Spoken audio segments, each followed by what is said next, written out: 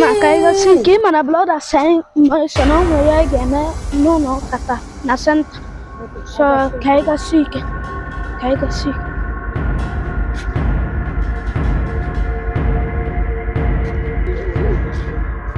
Kaiga siki, kaiga siki. Kaiga siki. Jesus!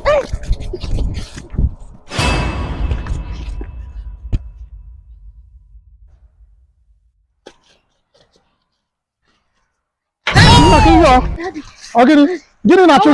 Who is after you? Ninto. Meregini. Minia. One okay. Can you talk? Jesus Christ. That goes in the bahano. Hey! Those are Gassi. You mean the year? Nilueva. Mba, Udi, Nebedi. Nilueva. You are Cator one okay. Hey! I think I'm going to call father. I'm going to look at the ticket. I to call father. Aha, father. Father, thank God you are here. Father, thank God you are here. Father, stop them. Father, phone me fool. Father, na kita mas me ben no kita. No one the mas ne jebere. O mas ne jebere. Ncha kwa cheta azu. Sina ndi totoro funwam. Na gini me. Anyị na-aga n'ụzọ. Onye ntọ nwa na maọbụ nwanne. Hey! Gini ka mma akọ. Onye ntọ. Hey! Ka ekosi me. Anyị jọsụ na-aga. Jesus, hey, Jesus na pekwa mo. Hey! Ankwala mo. Jesus Christ of Nazareth. Calm down, brother. God is in control. Of you? There is nothing too difficult Jesus. to understand. Okay. So I just want you to calm down. Alright? Yes. So in this case now, what we need is prayer. Yes. We're gonna pray. And when we pray, I believe Na mwanga na taka ime ku father. Father na sumo yibo. Asi na ndi totoro nwam. yes, your child is gonna come back. Okay. Yes. God, give me your hand. Hey.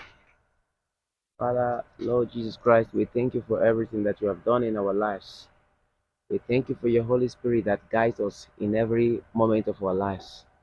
I declare that whatever hands, any hands that is holding that child up is going to release him in the mighty name of Jesus. Amen. I declare the power of the evil forces that can.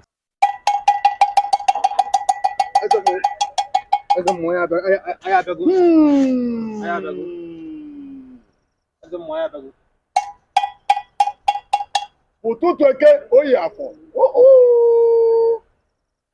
Anya nwere ka ọrụ gbogbochi. I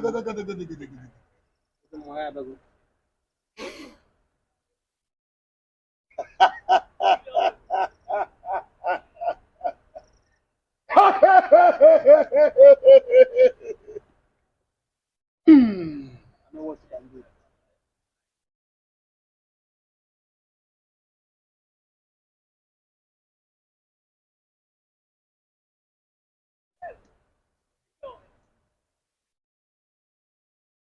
Ese mmụọ.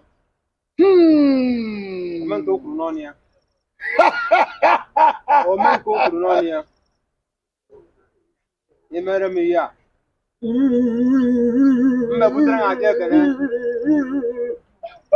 Whatever hands, any hands that is holding that child up is going to release him in the mighty name of Jesus. Amen.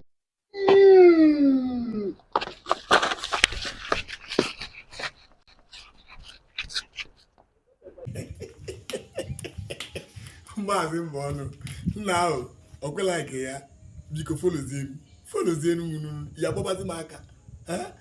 Shebi you don't watch am and they sweet you, please. Nenenu, just click follow. I share ya ka ndị ọzọ nụ ya.